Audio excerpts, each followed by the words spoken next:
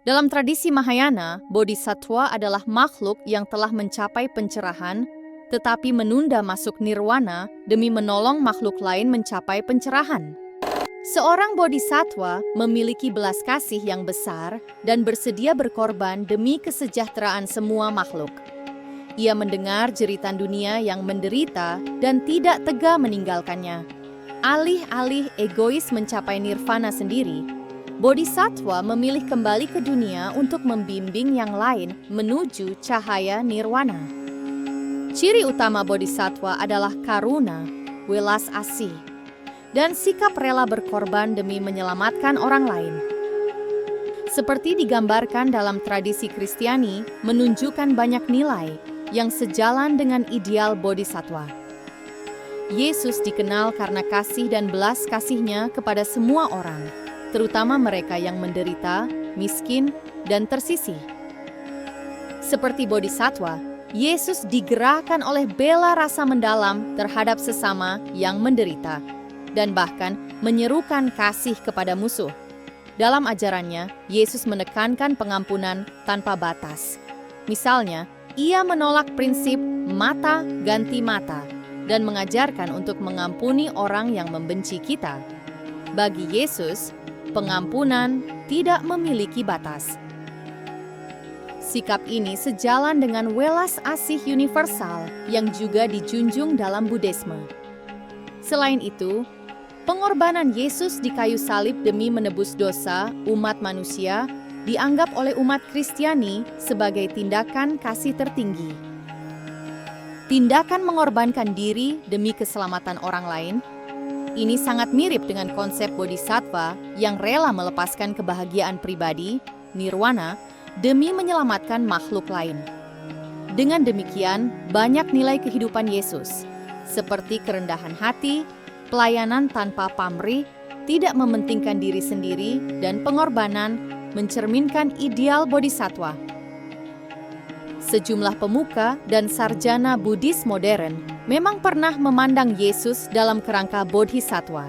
Misalnya, Tenzin Gyatso, Dalai Lama ke-14, pernah menyatakan bahwa Yesus Kristus kemungkinan telah mencapai tingkat spiritual yang tinggi, entah sebagai bodhisattva atau orang yang tercerahkan melalui praktik spiritual. Ia melihat kesamaan nilai spiritual antara Yesus dan ajaran Buddha, sehingga menganggap Yesus memiliki sifat-sifat bodhisattva dalam dedikasinya untuk kesejahteraan semua makhluk. Demikian pula, Thich Nhat Hanh, seorang guru Zen terkenal, menyebut Yesus sebagai salah satu saudara spiritualnya. Ia menganggap Buddha dan Yesus bagaikan saudara yang sama-sama membawa pesan cinta kasih dan pembebasan bagi dunia. Bhikkhu Buddhadasa, tokoh Buddhis Thailand, bahkan pernah berujar bahwa khotbah di Bukit Yesus sudah cukup sebagai pedoman pencerahan jika benar-benar dipraktikkan, menunjukkan penghargaan bahwa ajaran moral Yesus sejalan dengan Dhamma. Meski demikian, tidak ada aliran Buddhisme resmi yang memasukkan Yesus dalam daftar bodhisattva yang diakui secara teologis. Pandangan Yesus sebagai bodhisattva umumnya bersifat inklusif individual dari para tokoh atau umat Buddhis yang menilai ajaran dan kehidupan Yesus selaras dengan semangat bodhisattva. Baik Buddha maupun Yesus menekankan kasih sayang sebagai inti ajaran mereka. Buddha mengajarkan metta, cinta kasih universal, dan karuna, welas asih, terhadap semua makhluk tanpa terkecuali. Kasih yang diajarkan Buddha tidak bersyarat dan tidak membeda-bedakan, termasuk kepada mereka yang memusuhi kita. Begitu pula, Yesus menekankan kasih sebagai hukum tertinggi, bahkan meminta pengikutnya untuk mengasihi musuh dan mendoakan orang yang menganiaya mereka. Selain itu, kedua tokoh ini menekankan pentingnya pengampunan. Yesus berkata, "Ampunilah mereka, sebab mereka tidak tahu apa yang mereka perbuat." Lukas 23 ayat 34, bahkan terhadap orang yang menyalibnya. Buddha juga mengajarkan bahwa menyimpan kebencian sama seperti menggenggam bara api. Kita sendiri yang akan terbakar. Ajaran mereka berdua mengajak manusia untuk melepaskan dendam dan tidak membalas kejahatan dengan kejahatan. Dalam hal penolakan terhadap kekerasan, Buddha secara tegas menyatakan bahwa tidak ada alasan yang membenarkan pembunuhan, bahkan terhadap makhluk kecil sekalipun. Ajaran ahimsa tanpa kekerasan sangat ditekankan dalam Buddhisme. Yesus juga menolak kekerasan dan menegaskan bahwa siapapun yang menggunakan pedang akan binasa oleh pedang. Buddha dan Yesus sama-sama memperingatkan bahaya keterikatan terhadap duniawi. Sebelum mencapai pencerahan, Buddha adalah seorang pangeran yang memiliki segala kemewahan, tetapi menyadari bahwa kebahagiaan materi tidaklah kekal.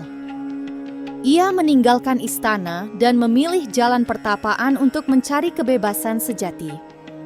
Yesus juga hidup dalam kesederhanaan, menolak harta duniawi, dan bahkan berkata, "Lebih mudah seekor unta masuk melalui lubang jarum daripada seorang kaya masuk ke dalam kerajaan surga." Matius 19 ayat 24. Buddha mengajarkan bahwa kebahagiaan sejati hanya dapat diperoleh dengan melepaskan tanha, keinginan egois, sebab keinginan adalah sumber penderitaan. Sementara Yesus mengajarkan agar manusia tidak menimbun harta di dunia, tetapi mencari harta di surga, yang mencerminkan ajaran tentang pelepasan keterikatan terhadap duniawi. Keduanya mengajarkan bahwa kebahagiaan sejati bukan berasal dari kesenangan duniawi, tetapi dari transformasi batin.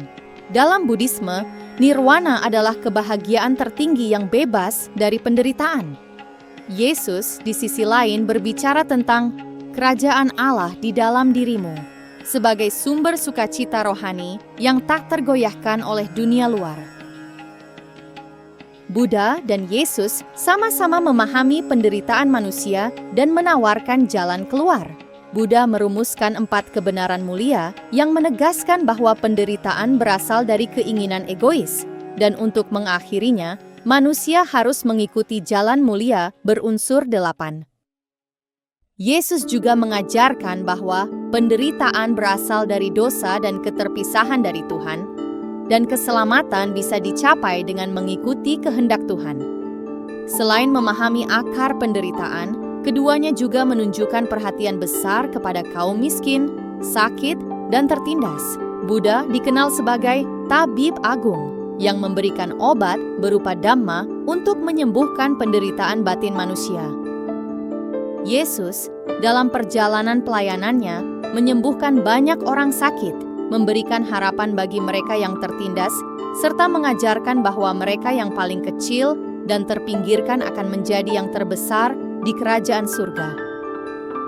Buddha dan Yesus memiliki cara mengajar yang mirip, yaitu menggunakan perumpamaan dan cerita sederhana agar ajaran mereka mudah dipahami.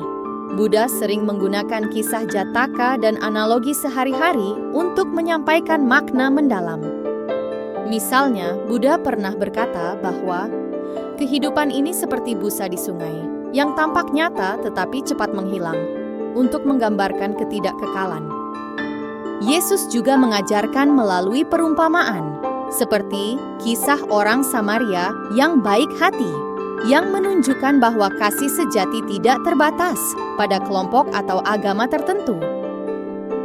Dengan menggunakan bahasa yang dekat dengan kehidupan sehari-hari, baik Buddha maupun Yesus berhasil menyampaikan ajaran mereka dengan lebih efektif. Meskipun berasal dari latar belakang yang berbeda, ajaran Buddha dan Yesus memiliki banyak kesamaan, terutama dalam hal kasih sayang, pengampunan, pelepasan keterikatan duniawi, serta pendekatan terhadap penderitaan manusia. Keduanya mengajarkan bahwa kebahagiaan sejati tidak datang dari hal-hal luar, tetapi dari kedamaian batin, welas asih, dan kebaikan kepada sesama. Dalam dunia yang penuh dengan konflik dan penderitaan, ajaran mereka tetap relevan dan menjadi pengingat bahwa jalan menuju kedamaian sejati adalah dengan menumbuhkan kebijaksanaan dan cinta kasih dalam diri kita.